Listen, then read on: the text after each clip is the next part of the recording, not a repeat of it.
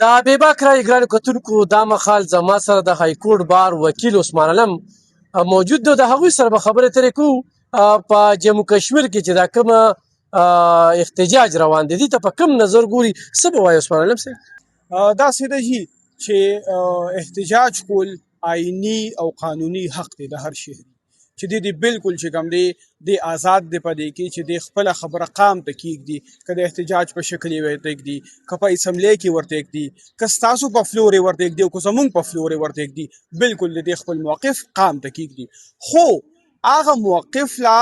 د تشدد شکل ورکول یا هغه موقف په داسې انداز پیش کول چې ته په قام کې بغاوت پیدا کی یا قام کې ته تقسیم پیدا کی. نو کوم مثال کې طور پر ته دغلته په دې نیت یې چې تا دلته کومه 9 مای کړې ده او ته چې د دې 9 مای مثال به زه هلته هم پیش کړم نو د خدای خاطرو کې بیا ستاسو هغه وروستوني ریاکشن یې موږ ته ټولو ته یاد دي. د ټول قام تاسو لیدلی چې بیا به یوازې کېناستې او بیا به مافیانې غوستې چېرې زه د دې حصه نیم او ما دا کار نه دی کړی. نو موږ خو حالان کې په حیثیت د پاکستاني موږ هغه ټایم کې ډېر عجیبه رول ادا کړی دی په حیثیت د مسلمان او په حیثیت د پښتون. موږ په هغې کې هم دا رول ادا کړی دی چې تاسو په خدای باور وکړئ چې په دغه 9 مای کې چې کوم کسان بیا ارست شوي دي یا په هغې FIR شوي دي دا خپل خلک او دا خپل مشران ته بیا وروسته وګورئ. د دې بلا شي ضمانت باوجود د نه زموږ سره نظریاتي اختلاف و خو هغې چې کوم د غربت د وجې بیا ځان له وکیل نشو هر کړی موږ هغې له فري اف کاسټ وکالت هم بیا کړی دا خپل وکیلان ته نه بیا وروستو. صحیح. دا تاسو چې څنګه د بغاوت خبره وکړه په سیمه چې ورغلي دي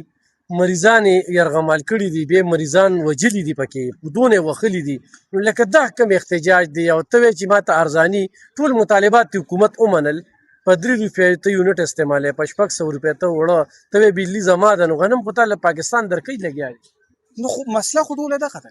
ټوله مسله دغه ده که دغې شي جړ هم راوچت کو که نه دا جړ به هم دې سره کنیکشن خوري.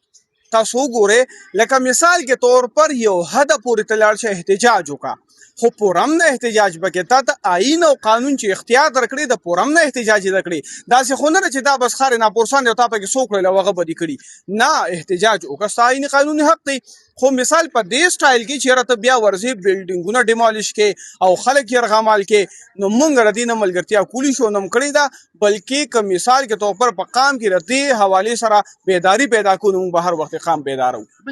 څه ګورئ چې د انډیا لارښودنه پکې نشي کېدی یا لاس وهنه لازم خبره ده دغه ځای خو داسې دي چې دا خو اسم چې کم دی نو مشترکه حسابیږي نو لازم خبره ده چې د هغې نه خو به خالي نه وي. دا دې زه وایم چې انډایرکټ پر دې مشري هغه خلک کوي انډایرکټ پر دې مشري هغه خلک کوي. زه چې احتجاج ته کې یو حده پورې وکړه یو ټایم پورې وکړه تا مطالبات آلموسټ ټول ایکسپټ شوي دي ټول بس هېڅ څه غواړي دا سیز بل چاته حواله کول غواړي نو په دې باندې لږ شان قام له پکار سوچ